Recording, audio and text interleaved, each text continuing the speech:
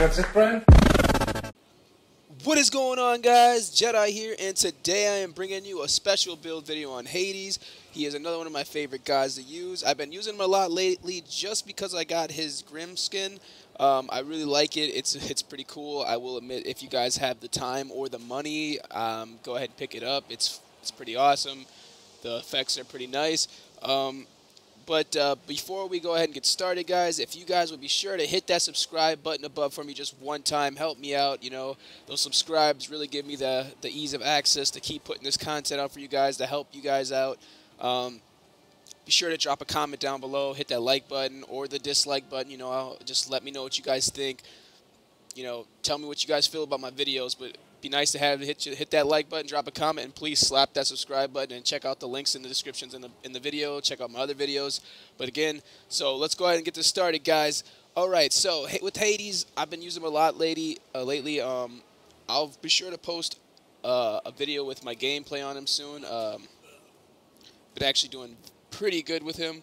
I've won 9 out of 11 games yesterday with him. I lost like 2 games just because of my teammates. I'm not gonna lie, I did pretty well. I was going like 9-1 and stuff like that. There was one game where I went like 2-2 in like 18, but that was playing tank role. Hades was introduced as a mage, I think late season 2 or early season 3. I can't remember quite frankly which one it was, but just want to let you guys know he's still considered a mage, but I consider him still to be a tank in a way because he's so powerful and he still gets a lot of health. So let's go ahead and get it begun. This is going to be an all-around powerhouse build. This is sort of the build I use when I play, and it works out fantastic. Now, if you guys have issues with using characters without boots and stuff like that, definitely be sure to look up the descriptions in the videos, check out gods that I can use without boots. So go ahead, let's get it started here. You guys, I know you guys aren't here for the abilities, but I want to show you guys exactly what to use. If you're going to be playing laning for Conquest, go ahead and get Devour Souls. It's a really good AoE, and it does a lot of damage. And then after that, you want to get Death from Below, another good AoE that does a decent amount of damage, and I'll show you how to combo that here in a little bit. After that, if you're playing Joust, you want to get all 3, obviously. But if you're playing Conquest, go ahead and get your Shroud of the Darkness. Just because that's a silencer and it keeps enemies at bay. Like if you're going up against Kabrakan, Bacchus, any other god that has a pretty good stun or some kind of lingering effect, if you use his silence, it'll stop it. I've used it. I've tested it in-game, 100% tested. It will silence Bacchus. It will silence Kabrakan. It will silence Ymir. So you just be sure to check that out, you guys. If you're playing Conquest, you know, you get all 3. And then once you get your next one, you want to get Devour Souls again for your next ability, and then get your ult in there as soon as you can. Your ult is very, very, very necessary to have, so make sure you always get that. Then you just repeat that process. You know, you go 1, 2, 3, or 1, 3, 2, 1, 3, 2, 1, 3, 2, 1, 3, 2. And then, you know, just get your ult in there every single time. Don't forget your ult. Your ult is the most valuable piece to your build.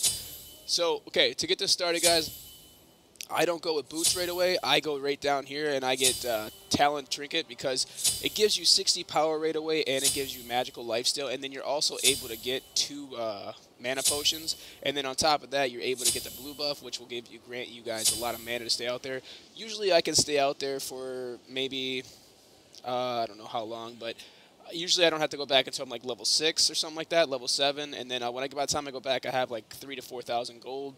And I'm able to do enough stuff to get myself going. So once you get enough, you want to get Bancroft's Talent completely maxed out. Now, guys, the reason for Bancroft's Talent is you gain additional magic power scale from your missing health, and it caps at 100 to power at 25%. But you're always guaranteed a magical power of 100, and you get 12 magical life still, which is good because now you're looking at, you could be at like roughly 150, 180. So you're looking at 200 and like 200 damage if you're almost at, you know, if you're almost dead. But either way, you're getting like 150 magical power if you're at a little bit of health. And with Hades, you have a really good chance of, you know, killing everything in sight. So be sure to get Bancroft's Talent, guys. So after that, make your way over to the boots. Grab yourself Shoes of Focus. The reason for Shoes of Focus is because the cooldown reduction, the mana, and the power, obviously, and the movement speed. Normally, I would go with Shoes of Magi with any other build I have with mages just because of the power. But with Hades, it's not necessary because of how much damage you do. So after you get that, you guys, you want to go over here and you want to get Rada Tahudi just because it increases your magical power by 25%. And also gives you 125. That should be putting us at roughly 319. And then you're not scaling what Bancroft's Talon does. So you could be at, like right now, considerably, you could be at like maybe 380, 350. Let's say 350 if you were in a battle. And I'll show you guys that later on. So now that you have your base set, you want to go ahead and get yourself either Book of Thoth. Now that's good because it converts your mana into magical power, which is really good. Or you can just keep building off of your damage. Chronos Pendant is good because the cooldown and the magical power, so you can definitely get that in there. So be sure to do that. But we're gonna go ahead and we're gonna be like 100% with guys. We're gonna go ahead and get ourselves Obsidian Shard because of the magical penetration. That kind of like caps the deal for everything that's in this. I like to go ahead and get myself Gem of Isolation too whenever I can, because what that does is it slows your enemies down when you use an ability by 25%. So it makes them a lot slower, especially when you use your ult or any type of your abilities. So when they try to get away, it helps you out a lot. So make sure you put that in there. So now that we got that in there, we're going to go ahead and give ourselves maybe, you know, something that gives you a little more damage, and that's why I go with Book of Thoth, because what it does is it gets you 100 magical power, and right off the bat, guys, it gives you 10 mana per stack and receive 5 stacks per god kill, 1 stack per minion kill, and it goes to 75 stacks. Now, what that does, it additionally transports 3% of your max mana into physical or magical power. So once we get that maxed out, you guys will see what your potential is. Now, the reason why I also like to get the Gem of Isolation is because of the health, the mana, and the passive just is a bonus.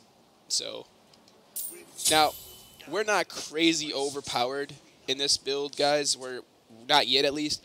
So with this build, you should be able to get roughly around 780 damage. But because of how much damage you do, you have a lot of impact damage, and I feel like a lot of people don't realize that. But with Hades, he's so powerful, and it just causes so much damage with his basic abilities, and you guys just got to be aware of that. So with Hades, because of his role, I would definitely get Sanctuary just because of your ult. Like, if you're ulting and you're almost dead and you're done with your ult, you hurry up and hit Sanctuary, you'll be able to get out of there.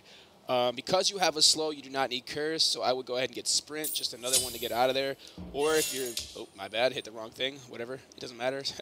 If you're in-game and, for instance, you just don't see yourself, oh, it won't let me get rid of it. Anyways, so I got Sprint because I want to be able to run away. But if you want to be like one of those guys who are pretty crazy with their builds and really, really, really good, go ahead and get Blink. Blink just to jump right in. Now people are like, well, you have your first one. You have Death from Below that helps you get in and out. The reason why I like to get Blink sometimes is because with Blink, you can use it to jump in and use your ult, but then you can't use Blink to get away when you're in combat. So you're able to have 2 getaways, or you're able to have 1 to come in and use your ult and your abilities, which saves you. And then also on the way out, when you're done using your ult, you'll still be able to use your number 1 to get for damage. So let's go get it started, guys. I'm going to show you guys what the damage is. So this is just your silence. It does no damage, but what it does initially is it silences the enemy for 2 seconds, causing them not to use any abilities. So that's a really good benefit if you're trying to help your team out when they're in battle. You can silence an enemy, making it so it works for you in your own way to kind of, you know, do enough damage to stop pretty much anything that's going to happen. Like if you have a buddy who's getting attacked, you can silence the enemy, make it so they see that happen. They'll run away, and normally that's what I would do. So we're going to start off your 1 here. This is what your typical combo would be. 1, 2, 3. And then you would use your ult. So you did over 1,000 damage, and your ult already alone does 105 damage plus 207 per tick. That's pretty nasty. So you're doing so it's 207 per tick, I would say. I would just say roughly around that. So you're doing how many ticks you got? So you do enough damage. So you got debuff, protection, and you got a lot of protection in there. So just think about that. That's just a really good benefit right there. So we're gonna come in here. We're gonna mess with raw, and I'm gonna show you guys what it looks like when we get that stack. So come in.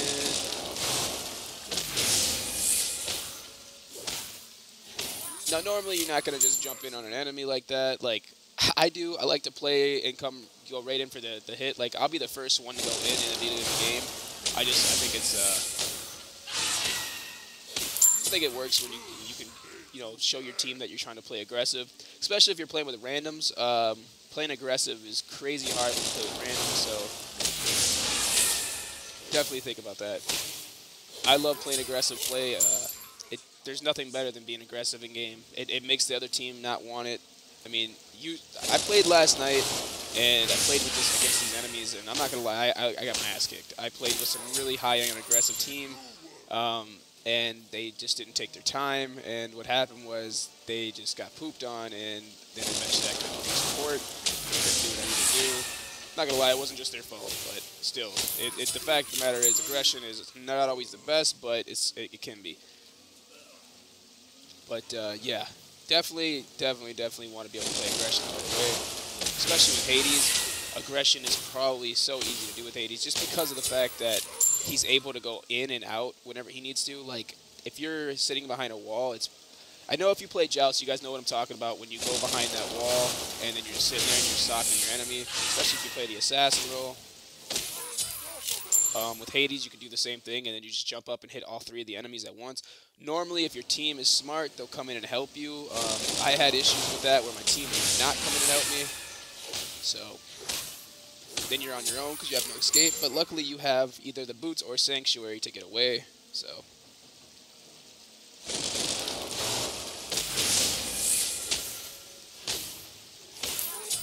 all right, we're at 45. I'm not going to say it's going to be crazy amount of change of damage, but the fact of the matter that you're going to be putting out that much damage. Keep raw at bay, so you can't keep doing anything. So we're at 50.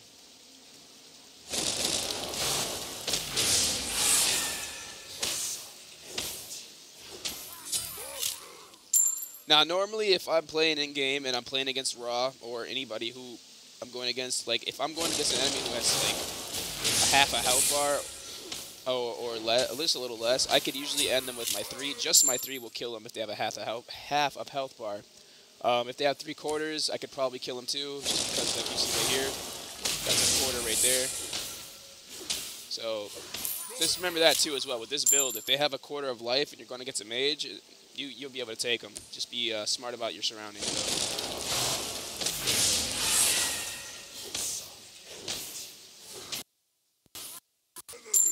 So now we have 70. So I'm not really going to worry about max because it's really not going to change out the outcome. But we're at 718. We haven't took any damage, and remember, it scales. Our Bancraft's Talon doesn't scale quite yet until we take damage, but it's additionally it's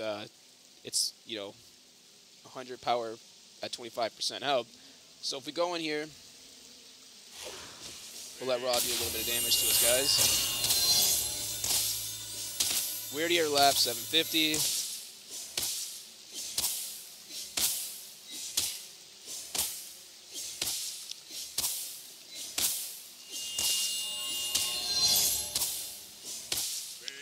We'll wait till we get to 1,000 damage. Okay, we're getting there. So at 1,000 life, at 1,000 life, guys, we're over 800 damage. Over 800 damage. So just remember that.